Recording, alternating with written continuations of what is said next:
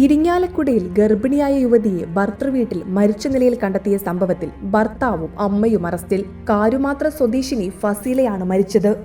ഭർതൃവീട്ടിലെ ടെറസിലാണ് ഫസീലയെ തൂങ്ങി മരിച്ച നിലയിൽ കണ്ടെത്തിയത്. സംഭവത്തിൽ ഭർത്താവ് നൌഫലിനെയും അമ്മ റമലത്തിനെയുമാണ് പോലീസ് അറസ്റ്റ് ചെയ്തത്. ഭർത്താവ് നാഭിയിൽ ചവിട്ടിയതിന് പോസ്റ്റ്മോർട്ടത്തിൽ തെളിവ് ലഭിച്ചതായാണ് പോലീസ് വ്യക്തമാക്കുന്നത്. 1.5 വർഷം മുമ്പായിരുന്നു ഇരുവരുടെയും വിവാഹം. നൌഫൽ ശാരീരികവും അമ്മ റംലത്ത് മാനസികവുമായി ഉപദ്രവിച്ചുവെന്നാണ് കണ്ടെത്തൽ.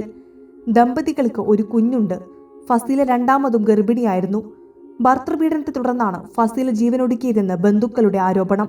ഒരുപാട് നാളായി ഇയാൾ യുവതിയെ ദേഹോപദ്രവം ഏൽപ്പിച്ചിരുന്നതായും ഗർഭിണിയായിരുന്ന സമയത്ത് നൌഫൽ ഫസീലയെ ചവിട്ടിയിരുന്നുവെന്നുമാണ് ബന്ധുക്കളുടെ ആരോപണം. നൌഫൽ ക്രൂരമായി മർദ്ദിക്കുന്ന വിവരം ചൂണ്ടിക്കാട്ടി യുവതി ഉമ്മയ്ക്ക് വാട്സപ്പ് സന്ദേശം അയച്ചിരുന്നത് പുറത്തു വന്നിരുന്നു.